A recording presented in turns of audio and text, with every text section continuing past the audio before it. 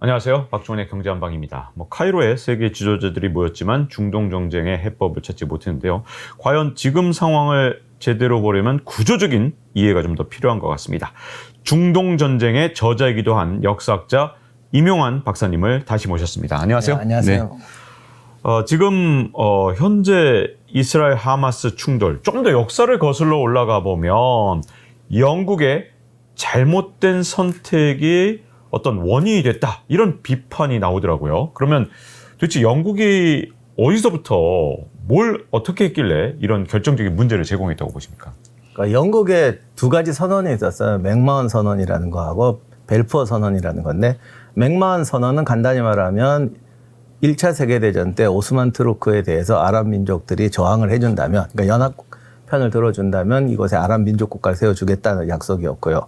그다음 벨푸어 선언은 시오니스트 운동이 한참일 때 그러니까 팔레스타인에 유대인 나라를 건설하는 걸 지원하겠다, 그런 약속이었습니다. 그래서 지금 많은 분들이 이것 때문이다라고 말씀하시는 분들이 많으신데, 사실은 그게 원인 중에 하나죠. 그러니까 중동이라는 건 사실 지금도 그렇지만 전 세계 이해관계가 다 걸리거든요. 그런 예를 들면 지금 유가같이 다 걸리다 보니까 여러 가지 원인이 있습니다. 그래서 그것이 결정적인 원죄론이라고 말할 수는 없어요. 다만 그렇다고 또 뭐 잘못을 안 했다는 건 아닌데, 그야말로 동서양의 모든 세력과 역사가 교차하는 과정에서 벌어진 한 가지 요인입니다. 영화 아라비아의 로렌스, 네. 그때 아랍 국가들을 참여시킨 것도 이 영향이 있는 건가요, 그때? 그 맥마흔 선언이 사실 좀 오해가 있는데, 네. 당시 아랍 민족을 대표할 만한 세력이 없었어요. 그러니까 그게 그때 그 아라비아 로렌스에 나오는 그 파이잘이 네. 그때 메카의 태수였던 후세인 반 알리의 셋째 아들입니다. 둘째 아들 집안이 지금 요르단 국왕가고요. 그렇기 때문에 그 집단이 이제 오스만 투르크에 도전할 때 이렇게 해주겠다는 거였는데, 그 후세인 집안은 자기가 이제 그때만 해도 아랍 국가들이라는 나라들이 이전에 오랫동안 없었으니까 오스만 제국을 쫓아내면 자기가 칼리프가 되겠다, 이런 꿈은 있었는데, 그 꿈이 어디까지 넓었던 영토인지 그런 게 명확하지 않고, 그리고 거기에 대해서 다른 아랍 세력들이 다 동의한 것도 아니죠. 예를 들면 영국의 약속을 지켜서 후세인을 만약에 통일 아랍 왕조 같은 옛날 뭐라고 할까요? 메소포타미아 왕국 같은 걸 만들었다면 이집트하고 전쟁을 했을지, 팔레스타인 사람들이 지금 그쪽하고 싸우고 있을지. 그리고 후세인 집안은 나중에 얼마 못 가 쫓겨나서 지금 사우디 국왕이 그 후세인을 몰아낸 집안이거든요. 네. 그 집은 또 아랍 반란에 가담도 안 했었고, 아라비아 로렌스 기록 보면은 그 유명한 아카바항 공략할 때 이제 부족들이 막 모여드는데, 그때 정말 부족단이었어요. 몇 집안이 올지도 모르겠는 거예요. 그래서 바위 언덕이 있다가 이렇게 밤에 횃불들이 쫙 오는 걸 보고 우리가 드디어 하나가 됐다, 이렇게 막 감동 어린 이야기를 하는데, 네. 이게 정말 감상적인 하나의 전투를 위해서 여러 부족이 처음으로 연합했다는 거예요. 이게 국가로 가려면 한도 끝도 없이 멉니다, 정말. 네. 이건 고구려의 주몽이 이제 불러 모았더니 누구도 오고 누구도 왔다라는 건데, 그게 나중에 만약에 고구려가 만주를 지배하는 제국이 됐다면 한참 멀죠. 그러니까 이거 맥마흔 선언이 통일 아랍을 만드는 이런 정도의까지 수준은 아니었고, 동의한 사람보다 동의 안 한 사람이 더 많을 것이고, 그날 모였던 부족 중에도 아마 싸우려고 덤볐던 사람이 있을 겁니다. 그렇기 때문에 영국의 이 사건은 좀 과장된 면이 있습니다. 네. 자, 그러면 이 팔레스타인 이 지역, 그러니까 지금 현재 이스라엘 땅을 봤을 때, 그때 정말 희한하더라고요. 하나의 땅에 두 개의 나라가 생긴 셈인데, 그 당시 지도의 국경선을 보면 완전히 정말 이거를 국경이라고 할 정도인가, 진짜 꼬불꼬불 이상하게 돼 있던데, 도대체 왜 이런 선을 그었으며 유엔이 어떤 기대를 했던 건지 또 궁금해요. 이걸 누구 책임론을 가지고 우리가 들으니까 자꾸 좀 부담스러운데, 당시 팔레스타인은 오랫동안 국가를 세운 적이 없었어요. 그리고 사실 그쪽에 유대인들도 혼자하고 있었습니다. 그러다 보니까 없던 나라에다 경계선을 지으려니까 경계선을 짓는 게 아니라 어떻게 하면 유대인하고 팔레스타인하고 안 싸우고 지낼까 해서 이상한 정말. 그러니까 지금은 요르단 서안지구하고 가자지구가 분할돼 있잖아요. 지금 이 하마스 사태가 나는 것도 영토를 이렇게 해서 두 개를 따로 만들어 놓으니 통일 정권이 수립할 수가 없는데 그때는 네 개로 나눠져 있었어요. 어떤 의미로 보면. 그렇게 나눠 놓고 그다음에 더 문제는 예를 들면 이게 이스라엘 지구란 말이죠. 네. 그러면 이 속에 있던 팔레스타인 사람들은 다 팔레스타인 국가로 가라. 그런 뜻도 아니었어요. 섞여 살고 있었거든요. 그런 상태에서 싸울까봐 막 나눠놓고 이래 놓으니까 뭐 그거 생기기도 전부터 분쟁이 생겼고 거기에서 유대인들이 아무래도 유리했죠. 팔레스타인 사람들은 그 당시 좀 순박하게 살고 있었고 유대인들은 이미 유럽에서 건너올 때부터 가면 우리는 싸워서 얘들 밀어내야 된다라고 준비를 하고 왔던 사람들이니까 그런 과정에서 이제 팔레스타인이 일방적으로 당하게 되는데 유엔에서 이걸 만들면서 뭐라고 할까? 제가 볼 땐 이건 책임 회피성도 아니고 뭔가 이게 작은 것에 작은 건 아닙니다만 뭐가 집착해갖고 국가가 뭔지 국경이 뭔지를 모르고 세상에 나라를 내 쪽으로 만들어 놓는 나라가 어디 있습니까 세상에. 그러니까요. 아니 그러면 처음부터 좀 제대로 했어야 되는데 어떻게 보면 첫 단추를 잘못 끼면서 여기까지 오게 된 것 같은데 그러면 어떻게 해야 지금 뭐 좀 풀릴 수 있는 방법이 있을까요? 제가 볼 때는 지금 당장 좋은 방법은 없는 것 같습니다. 물론 뭐 강경하게 말하는 분들은 한쪽이 없어지면 되지 않느냐. 근데 그건 사실 인간적으로 이게 해법도 아니고요. 처음에는 모르겠어요. 처음에는. 네. 근데 이미 이렇게 된 상황에서 인간적으로 옳은 해법도 아니고 그리고 영구적인 해법도 아닙니다. 예를 들면 우리가 뭐 약이 없으니까 팔을 자르자, 다리를 자르자고 할 때는 그걸로 해결이 된다는 전제가 있는 거잖아요. 근데 해결 안 됩니다. 만약에 여기서 지금 이스라엘을 지어버렸다 쳐요. 전 세계에 있는 유대인들이 다시 팔레스타인을 가자는 운동을 안 할까요? 해요. 그렇죠. 팔레스타인을 지어버렸다고 해요. 팔레스타인이 정말 다 없어졌다고 쳐요. 그러면 전 세계에 있는 이슬람 사람들이 또 거기다가 우리 땅을 짓자고 할 거예요. 그래서 그런 극단적인 방법도 사실은 해결책이 안 됩니다. 제가 정말 잔인하게 말하자면 해결책이 된다면 지지할 수 있을 사람이 있을지도 모르겠어요.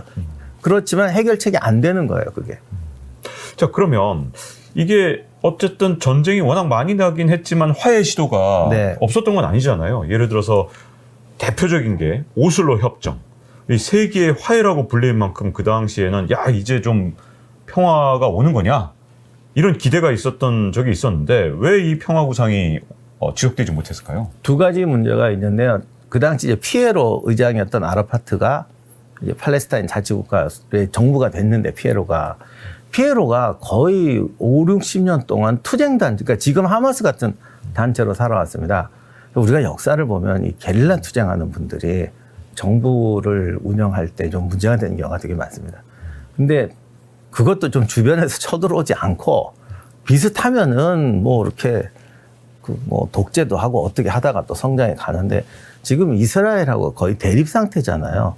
그리고 사실은 주변 아랍국들이 팔레스타인을 안 도와줍니다. 이게 많은 분들이 자꾸 착각하시는데 주변 아랍국들도 팔레스타인을 싫어해요. 지금 막 이스라엘을 공격하면서 팔레스타인 도와주는 것 같지만 팔레스타인 분할한 나고 1차 중동전 날 때부터 지금까지 팔레스타인을 국가로 키워준 나라는 하나도 없었습니다. 그러다 거기다가 1차 중동전에서 패하면서 원래는 두 개의 나라가 될 거였는데 1차 중동전에서 패하면서 팔레스타인이 요르단 서한 지구는 요르단의 지배를 받게 되고 가자 지구는 이집트의 지배를 받게 돼서 사실 그때 팔레스타인이라는 국가가 없어져 버렸어요. 그러니까 지난 오랜 세월 동안 팔레스타인은 정부와 국가 운영을 해본 적이 없고 어떻게 보면 3,000년 동안 한 적이 없습니다. 그런 상태에서 이제 투쟁 단체들만이 이제 성장하다 보니까 여러 가지 문제가 많이 생겼죠. 간단히 말하면 이제 부패와 무능. 또 하나는 이제 아라파트가 어쨌든 자치정부를 국가로 운영해 가려고 이스라엘하고 화합도 하면서 강경파들을 좀 탄압을 했는데 이것이 오히려 역효과를 낳았고요.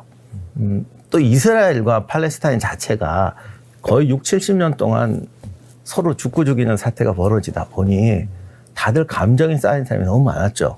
그러니 이스라엘 내에도 강경파들이 되게 많습니다. 우리는 제3자니까 너희가 원래 잘못한 거 아니냐 또는 뭐 너희가 잘못한 거 아니냐 이게 누가 먼저 시작했느냐라고 하지만 저희 싸움 말려보신 분 알지만 싸우는 분들은 그거 안 통해요. 내가 맞은 것만 기억합니다. 그러니까 이스라엘도 강경파들이 많았고 95년에 또 라빈 총리가 바로 암살당하고 이러면서 그 또 이스라엘 강경파가 강경하게 나오면 팔레스타인 강경파도 또 강경 대응하거든요. 그러다 보니 팔레스타인 자치정부가 스스로도 올바로 성장하지 못하고 이스라엘하고 관계도 계속 좋지 않고 지금도 이스라엘이 꽤 세게 나오고 있고요. 그리고 또 지원금들이 많이 끊겼어요. 부패 무능 문제가 나오면서 20년부터 사우디가 지원금 끊었고 미국도 끊고 이러다 보니 온건파가 더 힘을 못 쓰게 되면서 하마스 같은 세력이 강해지고 이제 완전히 가자 지구는 하마스가 장악해버리고 서한 지구는 자치정부가 장악하는 또 두 개의 팔레스타인이 돼버린 거죠. 그러다 보니까 예전에는 뭐 이 지역에 두 개의 나라 해법 이런 얘기도 있었는데 요즘 세 개의 나라 해법 뭐 이런 얘기까지 나오더라고요. 그렇게밖에 되는 수도 있습니다 지금. 근데 궁금한 것 중에 하나는 이게 이스라엘 내에서도 좀 온건파가 좀 힘을 잡고 좀 이렇게 화해를 좀 했으면 좋겠고 팔레스타인 내에서 우리가 이제 밖에서 볼 때는 이게 팔레스타인도 좀 온건파가 잡아서 서로가 좀 이렇게 화해하는 쪽으로 갔으면 좋겠는데 우리가 이제 평화를 위해선. 근데 이스라엘은 이스라엘대로 강경파가 또 팔레스타인 사람들도 이런 어떤 강경파가 더 목소리가 커져서 이렇게 서로 강대강으로 부딪히는 이 현상 왜 이렇게 된 걸까요? 조금 전에 말씀드렸지만 지난 70년 동안 팔레스타인도 테러를 많이 했고요.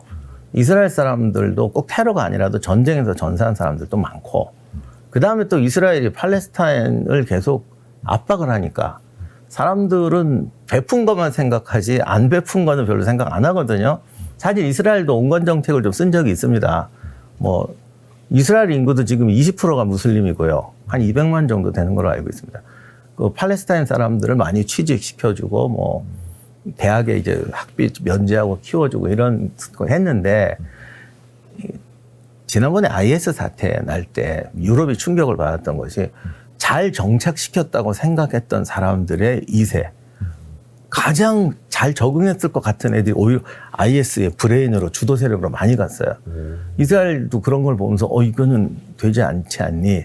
라는 생각을 많이 했던 것 같고요. 네. 뭐 예를 들면 이스라엘 어떤 청년이 이렇게 말하는 거죠. 우리는 내 돈 내고 대학 다녀서 군에서 계속 복무하면서 직장 생활을 하는데 아니 쟤들은 돈도 안 내고 학교를 다니고 내가 군 복무하러 갔다 오고 예비군 훈련 갔다 오는 동안 자기는 가지도 않고 승진도 더 빠르고 역차별 아니냐 이런 이야기도 나오고 팔레스타인 주민들이 이스라엘에 성공적으로 이제 정착하게 되고 중산층화하면 과연 저들이 이스라엘에게 우호적이 될 것이냐 아니면 오히려 이스라엘의 중추에 들어가서 더 위험한 세력이 될 것이냐 이런 식의 이제 강경파들의 논리입니다. 그러다 보니 또 이제 탄압이 들어가게 되고 팔레스타인 서한 정부도 얼마 전에 성명했지만 우리들은 하마스 같은 저런 잔혹한 테러는 반대한다. 하지만 이스라엘아 지금 우리한테 하는 이거 너무한 거 아니냐.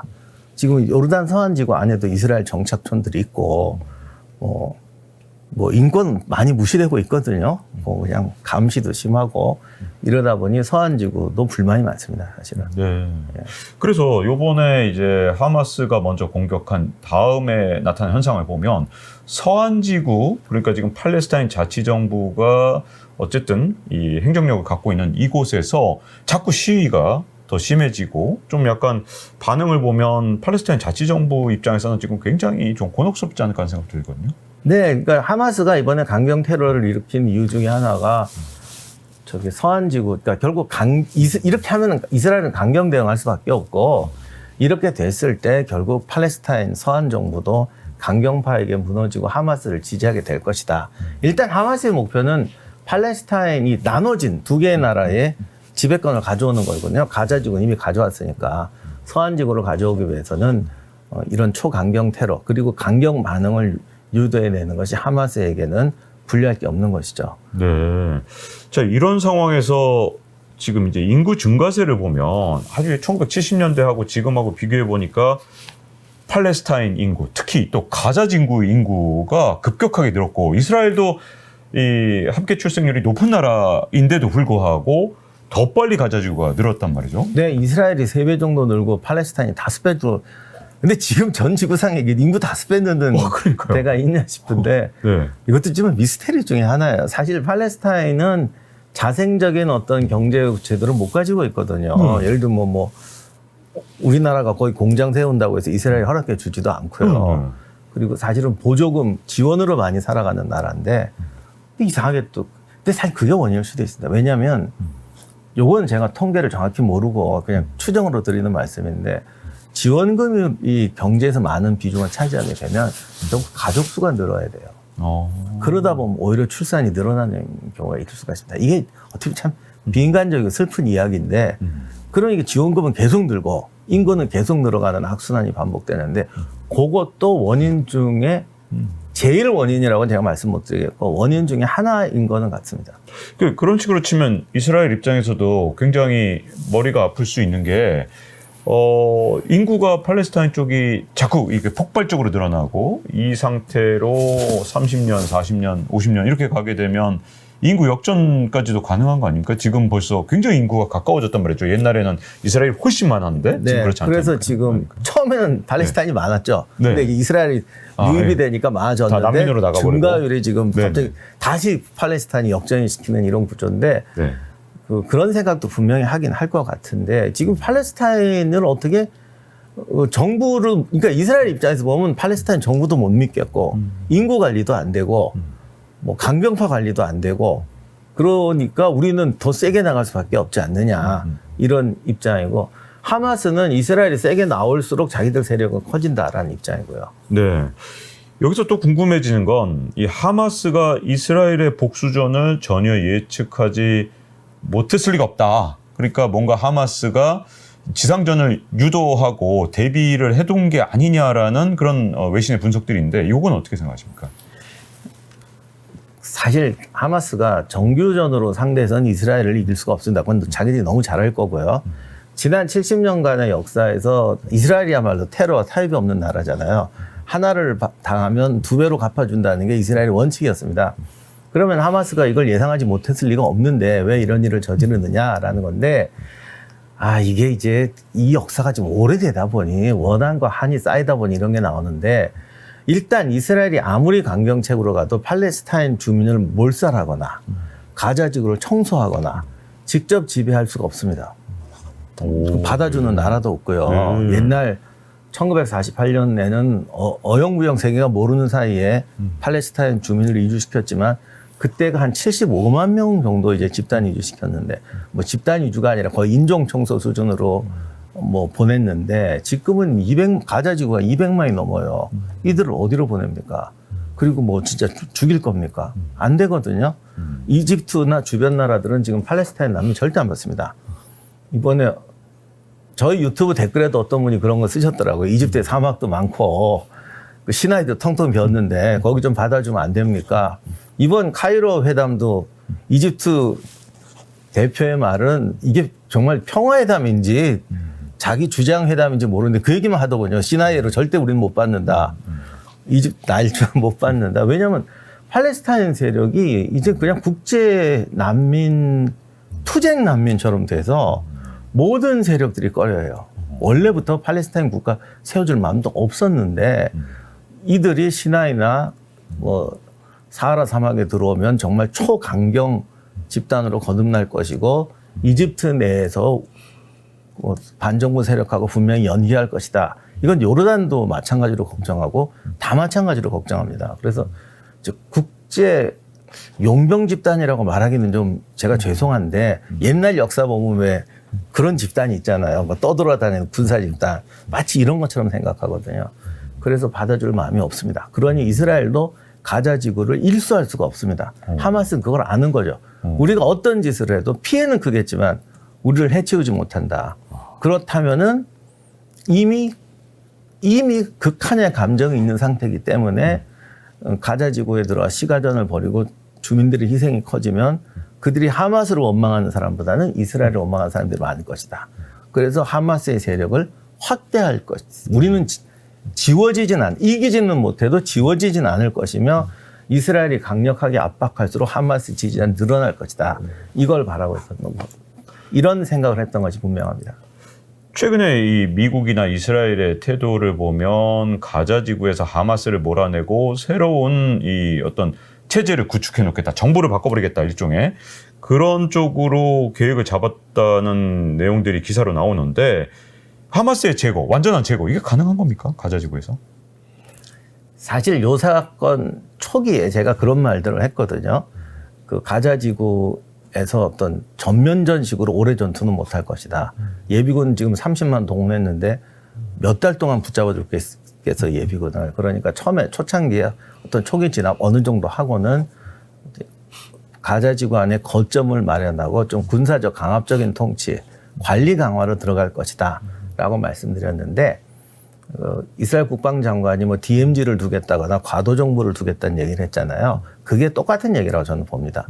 어디 다른 나라를 지배할 때 우리가 너희들 못 믿겠으니까 이제 거의 군사 통치하겠다 이렇게 말하는 경우 거의 없지 않습니까? 그렇죠. 다 거기 무슨 과도 정부 세워주고 새 정부 세워서 자기 꼭두가시 정부를 만드는데 네. 그 얘기를 그렇게 표현한 것이죠. 아, 그렇군요.